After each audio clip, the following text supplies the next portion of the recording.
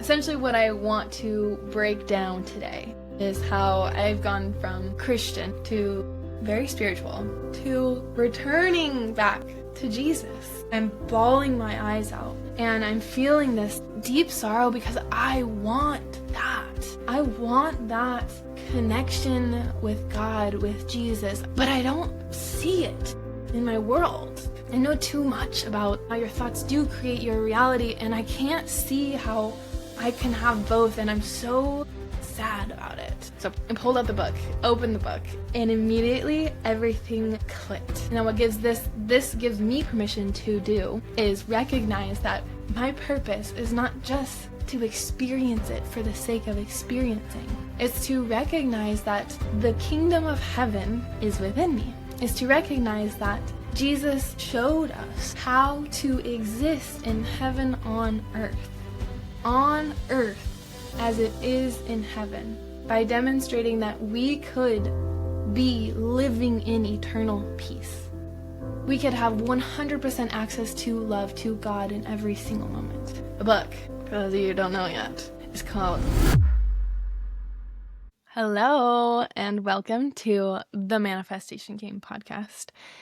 If you have read the title of this, I am sure you know that you're in for a hoot. I am so unbelievably excited to finally be able to share this story with you guys.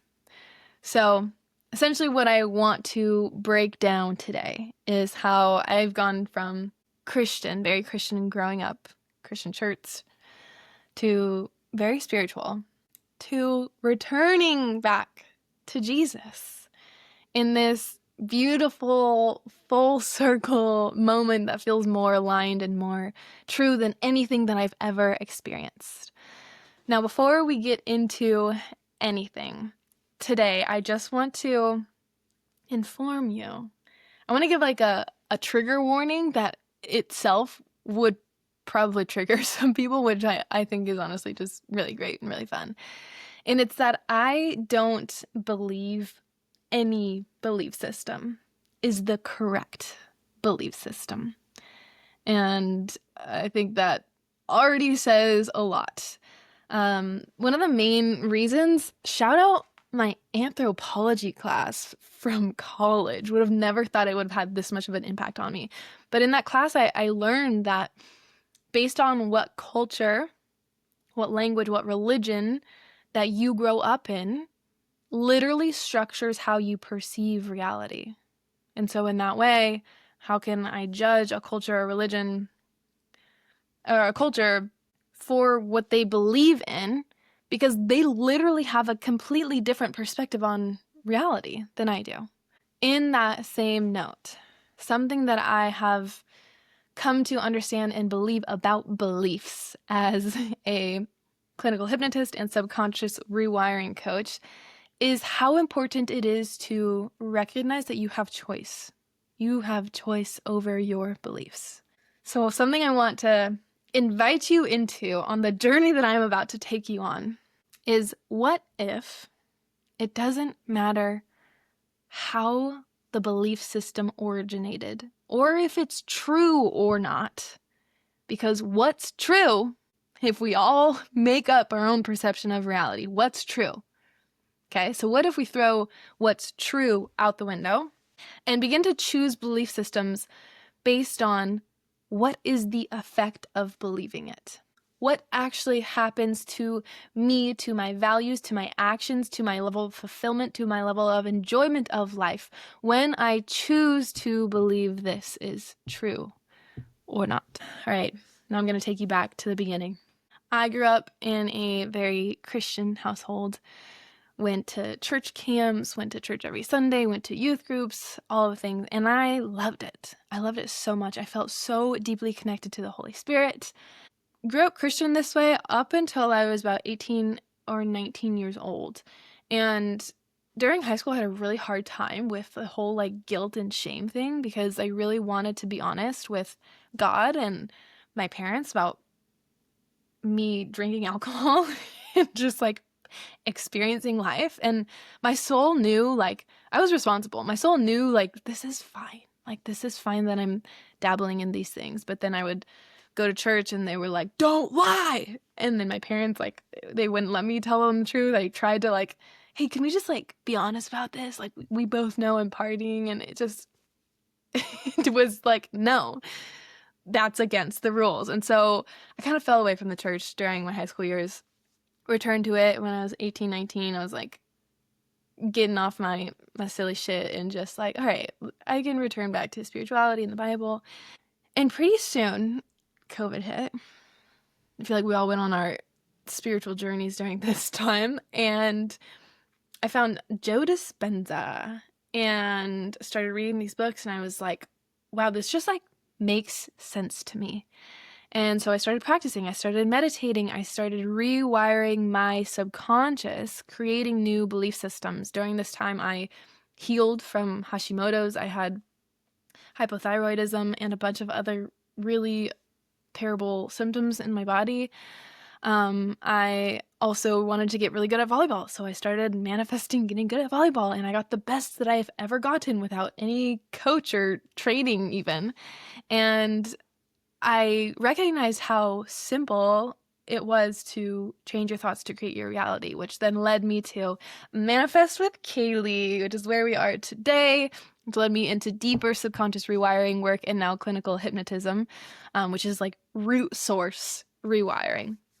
So all is well. I'm like diving in to the practices, loving seeing the results in mine and my clients' lives. Like, wow, this is really true. This is really real. And got to the point rather recently where I was like, all right, let's blow this shit up. I want to do something crazy. I want to do a quantum leap to $30,000 months. Okay. So I set upon this quantum leap journey where I'm choosing to be this version of myself and embody the version of me who just makes $30,000 months. And it started off great. I made the most money than I've ever made. I was like seeing all of it pouring in. And then I got to the point where it was like breaking the $20,000 month threshold. And I was like really, really struggling at this point. I started to come up against a bunch of doubts and limiting beliefs, which is a natural part of the leaping process, a natural part of the rewiring process. But it started to get really hard to the point where I was crying like every day, multiple times a day, experiencing like a ton of scarcity, even in the midst of making some of the most money that I've experienced. And my partner was like holding me through it. And at a certain point, he was even like, how much longer are you gonna be able to do this? Like putting yourself through this. And I was like, finally got to the point where I was like, why am I doing this? Why am I putting myself through so much pain? And it wasn't just for the money. I wasn't like being so shallow. Like I genuinely wanted to see how possible it was to create and to surrender all of the goods. And I got tired. I got really tired and I was over it. I was like, this can't be it. Like the point of manifesting is just to keep manifesting until you manifest all the things in your life. And on the surface level, that sounds like fun, but I was like, but why? Why would we do that? And so much of the spiritual world is like, oh, the whole point of it all is just to experience the range of human emotions. It's just to experience it all. And in the midst of like weeks of feeling like not good, a lot of doubts, and a lot of limiting beliefs, I was like, nah, that's stupid. Like, no way. The whole point of it all is just to experience it. And like the thing is, like, I'm not saying you're wrong if you believe that. But where I was in that moment, I was scanning for all of my limiting beliefs. Okay, where is my limiting belief? Where is it? Where is it? Looking for all of the limitations that I was rewiring to create the limitless beliefs. And I realized that the limiting belief was that the point of life was to experience it all. that was what was limiting me to my next level expansion, because I was like, this can't be it. That why, the point is to experience it all, is not big enough for me to go through this level of discomfort and pain and up-leveling, discomfort and pain and up-leveling over and over and over again. So like, why is it that I'm here? And I'm going to get to in a little bit how transformational this experience was. But for now, I just want you to know that that pain that I experienced was the thing that led me to understand there has to be something bigger. There is a higher purpose for me here. So then I started saying it.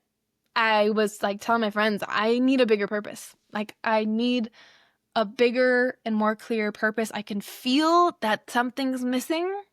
You always can feel that something's missing before you know what's missing or what the thing is that's going to fill it. I knew that I needed a higher purpose, and I didn't know what it was or where to find it.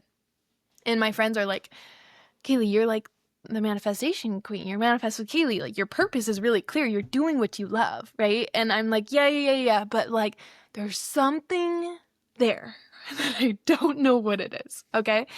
So then I just stay open to it, because I recognize that higher power always fills in the gaps.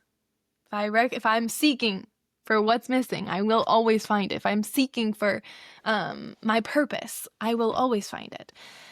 So I left it open. A few weeks go by, and my mom invites me to a church summit. I think it was like a leadership summit. No, I don't know what it was called exactly, but it was women speaking on stage about God. And my mom knows I love speakers because I want to be a speaker on a stage. So she invites me. She's like, I think you'll really love it. There's great speakers. Really highlights the great speakers. So I'm like, yeah, I'm down. So I go. She's right. Great speakers inspire the heck out of me. And there's a moment, one of the speakers was speaking right after we did worship music. And I love worship. I love worship. I love being in the presence of the Holy Spirit, this God love that we all know exists. In every religion, whatever you call it, it's there. And I love that about church. But I don't totally resonate anymore at this point with the message of Christianity. It's like doesn't totally vibe with me, so I'm listening. And honestly, the speakers that weekend, like, no one said anything that I like totally disagreed with. They were just like so inspirational and transformational stories, which was so awesome to be able to resonate with everyone so deeply. This is why, again, I really reiterate that I don't think anyone's belief system is inherently wrong, especially based off of the culture and the language and the society that you grew up in, okay? So I had that experience in worship, go into this next speaker, and I felt this, like, that same, like, longing for a bigger purpose, but, like, amplified. And I felt this, like, gut-wrenching sorrow and grief within me, and I had no idea what was happening, but I had to leave. I was just like, I can't stop crying. And so I left, and I go outside on this bench, and I'm bawling my eyes out, and I'm feeling this, like, deep sorrow, because I want that. I want that connection with God, with Jesus. I want that dancing and singing and praising and, like, just basking in spirit.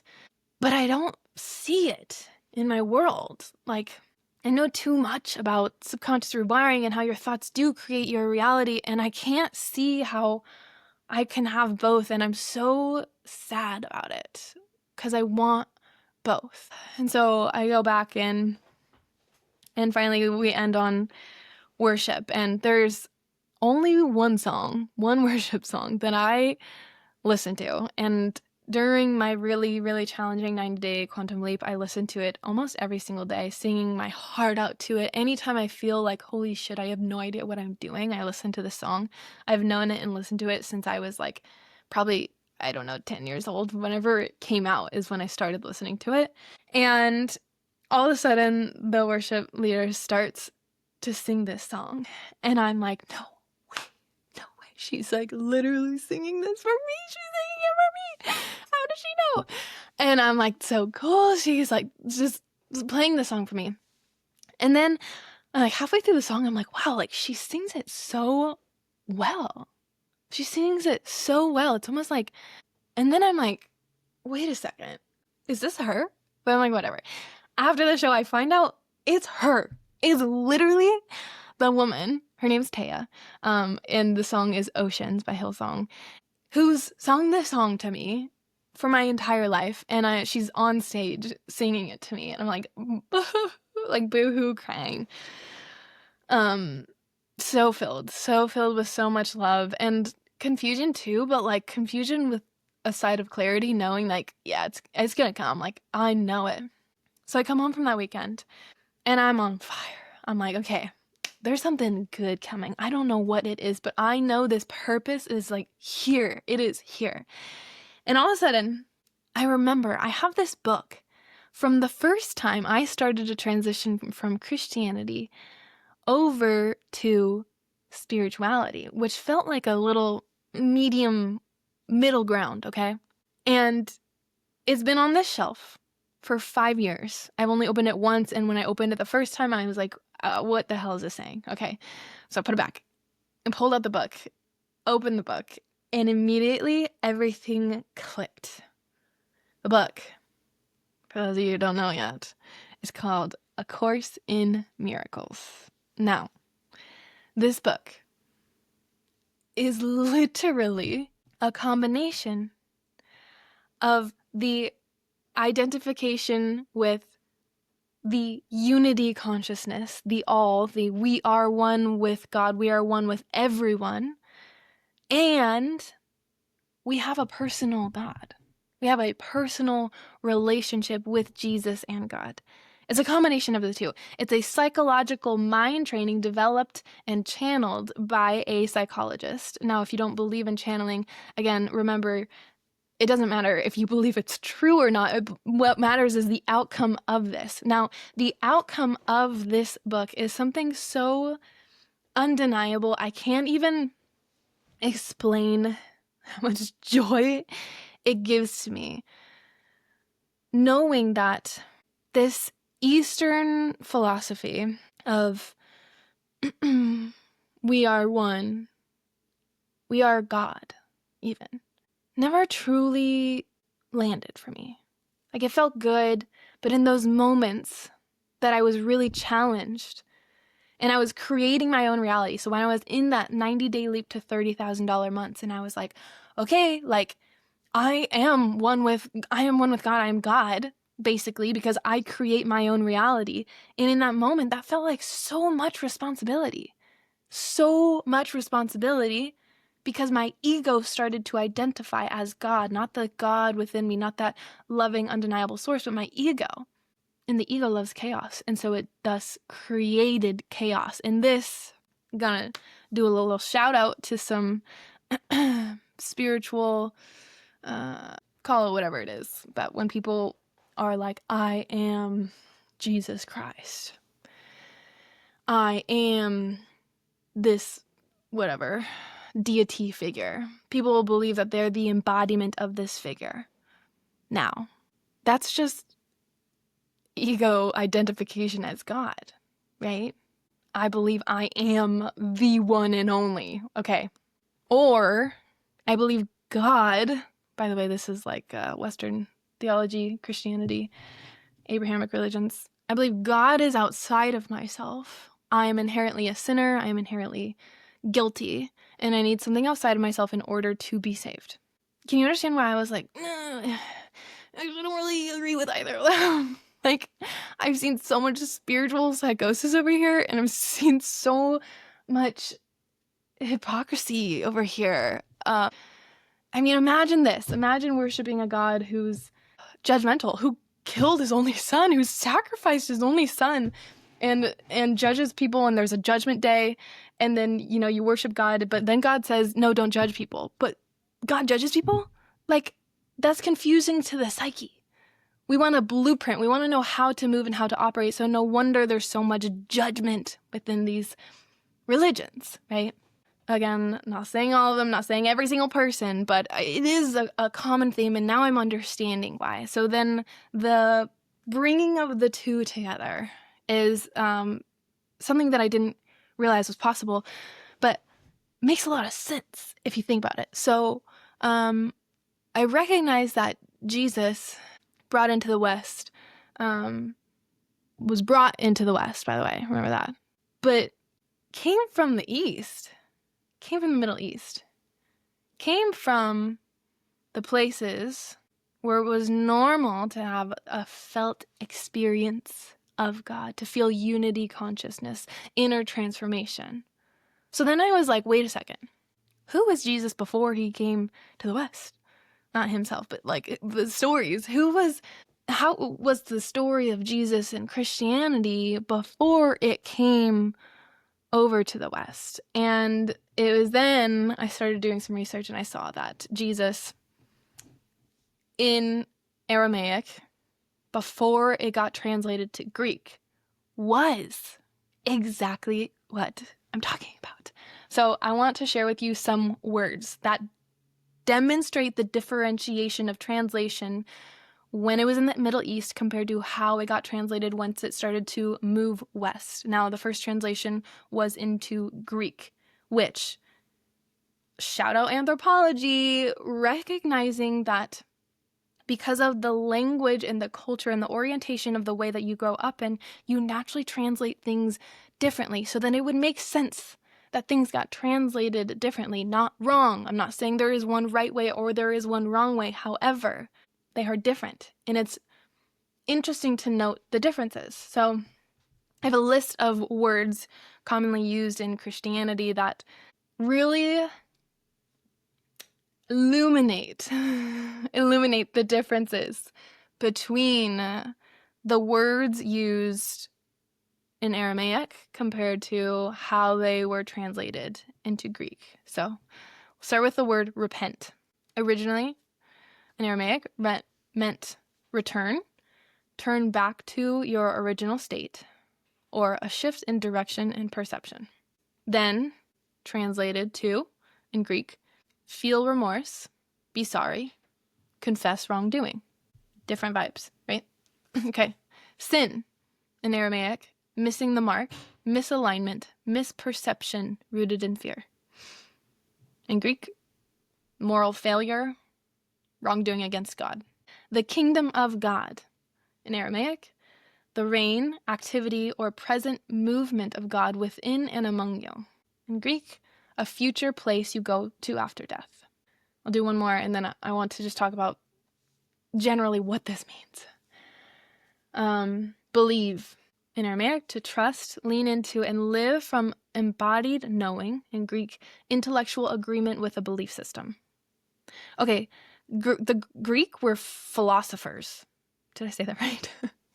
So that just makes sense. Okay, the biggest difference between the Eastern mind and the Greek mind was the Eastern mind, the reality is relational, experiential, and knowing from within, right? Which is everything that I love. And if you're spiritual, you love about the energy work and spirituality and vibration and frequency. It's this inner transformation from within.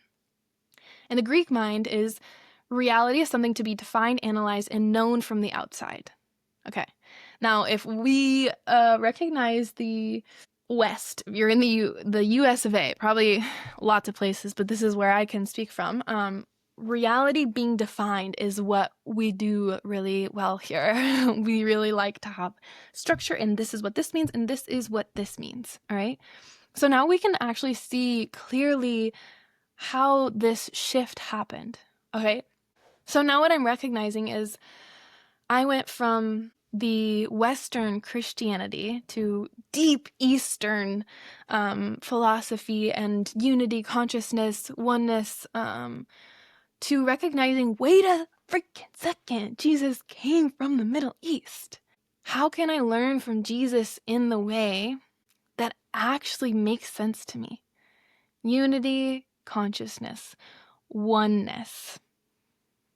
And what this does is gives me the permission to see Jesus not as someone to save me, someone that I need saving from, but as the older brother who came here to demonstrate a genetic mutation in the species, to demonstrate that it is in fact possible to live with the mind of God in a human body.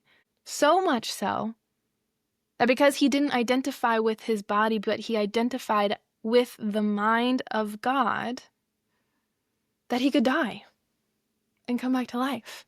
Because he never identified fully with his body, because he fully identified as God. Now what this gives me permission to do is recognize that my purpose is not just to experience it for the sake of experiencing. It's to recognize that the kingdom of heaven is within me. It's to recognize that Jesus showed us how to exist in heaven on earth as it is in heaven, by demonstrating that we could be living in eternal peace. We could have 100% access to love, to God in every single moment. And now when I heard this, when I realized this in my heart, my soul, in my bones, I was like, oh my gosh, I knew it. I knew there was something bigger than just experiencing it to experience it, and going through the hardships just to go through the hardships. Like, there is somewhere we're moving towards. We're evolving as a species. We're evolving in our consciousness. And this evolution of consciousness has been demonstrated to us by a mutation in the species. When a species mutates, it gives permission for the species to go in that direction for the sake of survival or expansion. And so we've been shown, not just by Jesus, but by other ascended masters, what is truly possible. Now is a great time to add in how A Course in Miracles says that Jesus is not the only name on the door, as in Jesus is not the only way to this unconditional love, expansion of consciousness, and recognition that heaven is here on earth. There are other names on the door, which is why I don't believe that there is one way. However, if Jesus is your name on the door, as in if you feel this pull, this call to know Jesus more, then follow that name. Then Jesus can be your name on the door.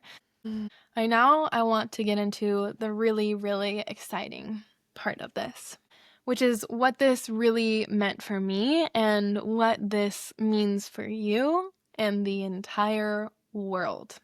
All right. So when I recognize that there is an opportunity to exist in the mind, with the mind of God in a human body, what that means for me is not like, I'm the next Jesus Christ. I believe that I'm the next Jesus Christ. Like, we don't gotta do that, right? But it gives your subconscious mind a blueprint to recognize that it is possible to only perceive love, to never be afraid, and to allow your life to unfold by just following love.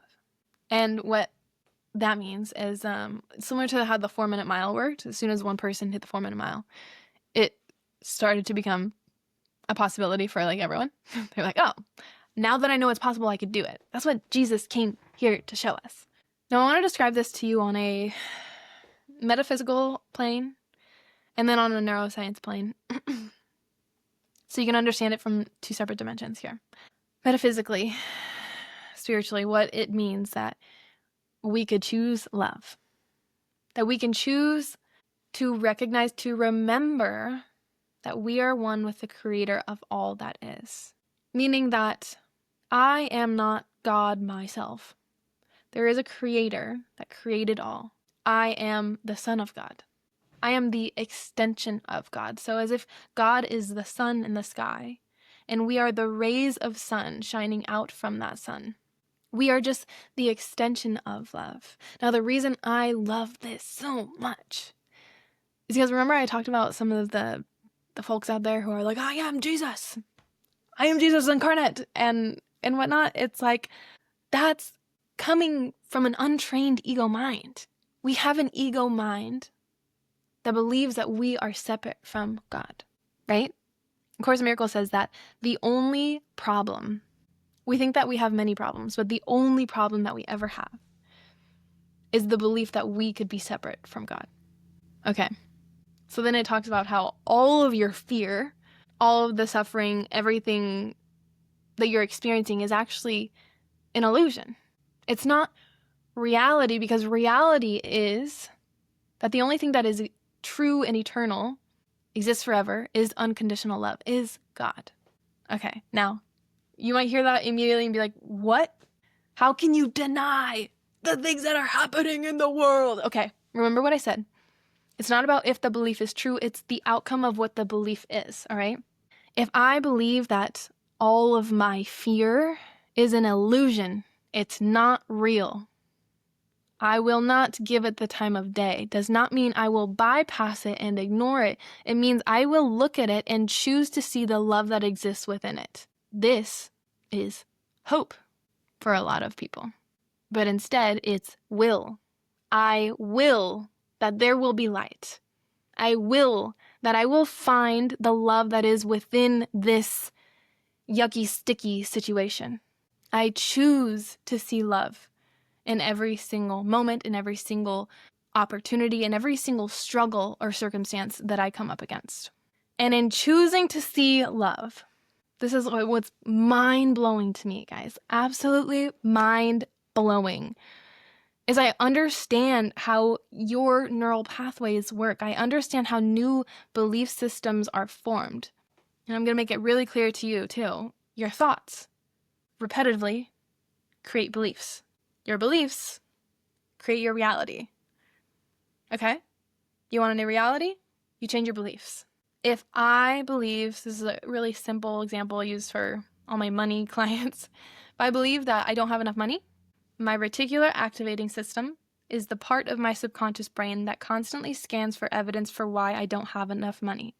Therefore, I'll be scanning, find evidence to prove to me I don't have enough money. My tire will pop or another bill will come in and I'll be like, see, I don't have enough money.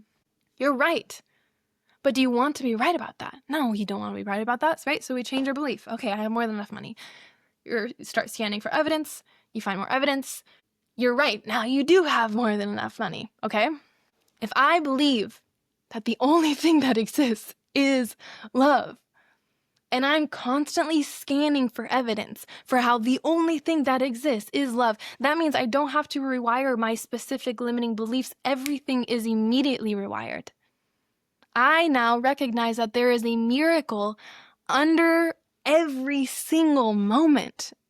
Lies a miracle, and that miracle, according to A Course in Miracles, is simply when you shift your perspective from fear to love, which is the atonement, which is the forgiveness that Jesus talks about. You are forgiven in the moment that you choose to be forgiven. And so heaven isn't somewhere out there or after you die, but it's here in this moment, every single moment that you choose to come back to the present, to recognize that you are one with the Creator of all that is, that there is nothing to truly be afraid of.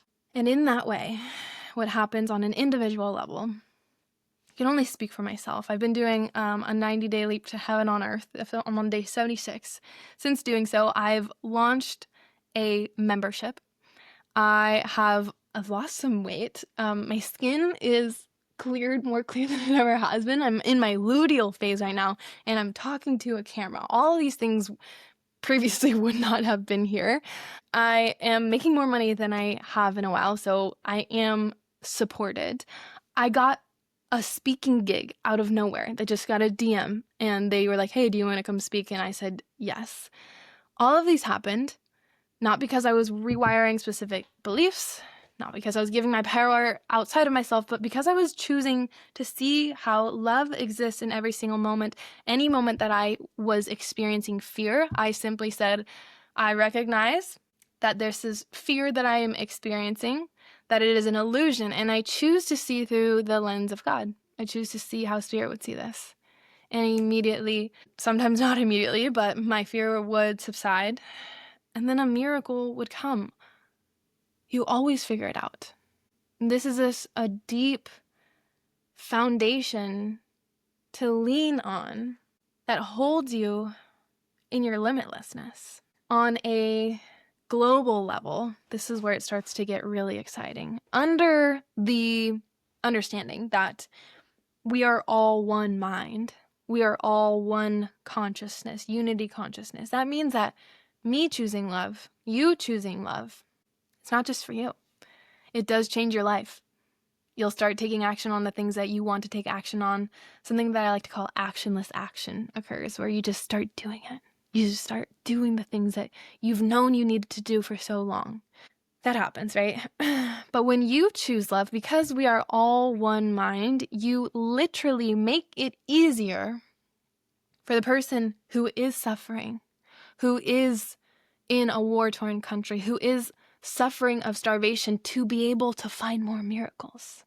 Because we are all one mind. When you train your mind for love, you train the entire collective consciousness's mind to perceive more love. Now, but Kaylee, we have to do things in the physical realm. I know, girl, I know. When you move from love, you access the part of your brain that can create or is directly connected to God, however you want to think about it. The one where all of a sudden those inspirational ideas come from. Where do you think they come from? You know when those ideas don't come? They don't come when you are in fear or scarcity or lack. When you are in fear or scarcity or lack, oh my God, this is so terrible, we have to do something about it. What you do about it is the same thing you've done about it before, which creates the perpetuation of the problems that we've been suffering with for how long, right? We need new ideas.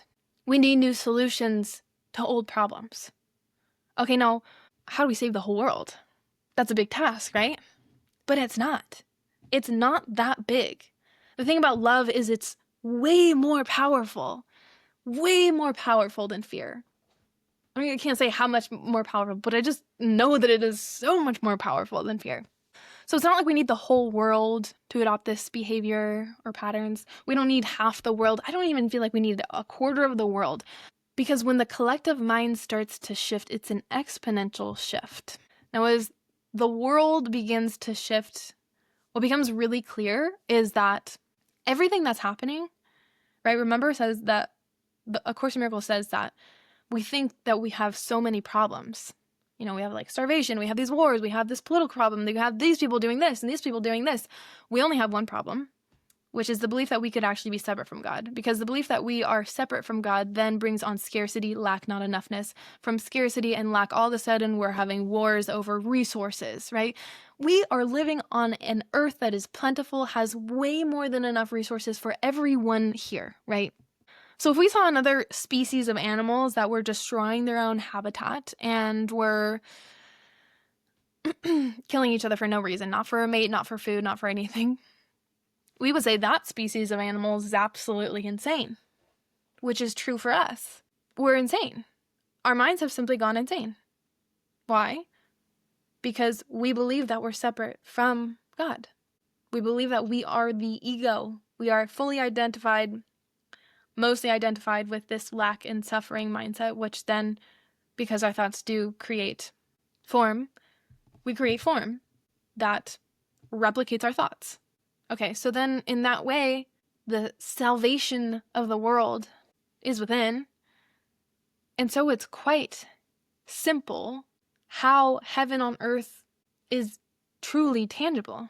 When you and I begin to perceive heaven here now, which just means seeing your world through the lens of love, finding the best case scenario in every moment, choosing that there are miracles just like waiting to come, right? Changing your perception. It becomes easier for the collective mind to do that. It becomes easier for every single individual to do that, which means that we just start finding solutions for these problems.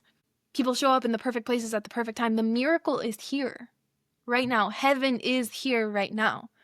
We just lack the awareness to see it. And this is why I am so infatuated, head over heels in love with the training of A Course in Miracles. It trains your mind to identify with that love within you, to recognize that it is all around you in every single moment, and to relinquish and let go of the illusion of fear and suffering that is preventing you, holding you back from being the most expansive, abundant version of yourself. That inkling of like, oh, I know there's more, I know there's more, I know there's more, that everyone feels, that like unrest in society, is because we know that it's possible to exist in eternal peace in the human body.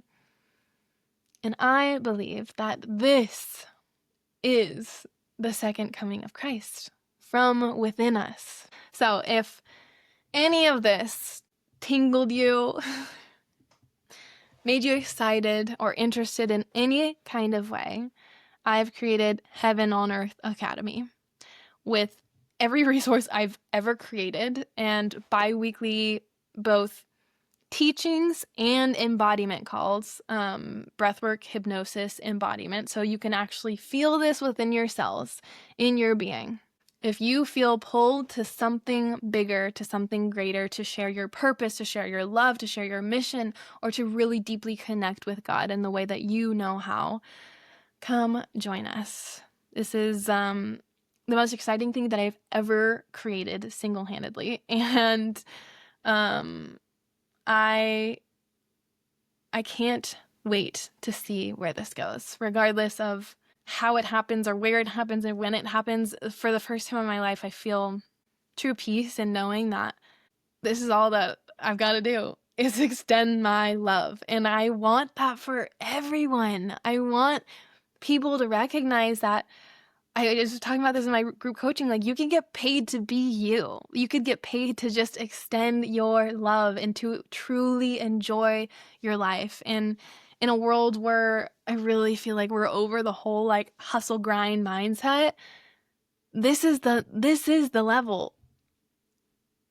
Being so truly and so authentically that your life is paved out in front of you by following love and love alone. Thank you so much for joining me today. I will link all the resources I talked down below, Heaven on Earth Academy, and anything else. If you have any questions or want me to dive deeper into any topics, just let me know. This was so much fun. Thank you for listening to my story. I'd also love to know if it resonates with you, if anyone has gone from Christianity to spirituality to wanting a mixture of the two. Let me know, and I'll talk to you guys soon.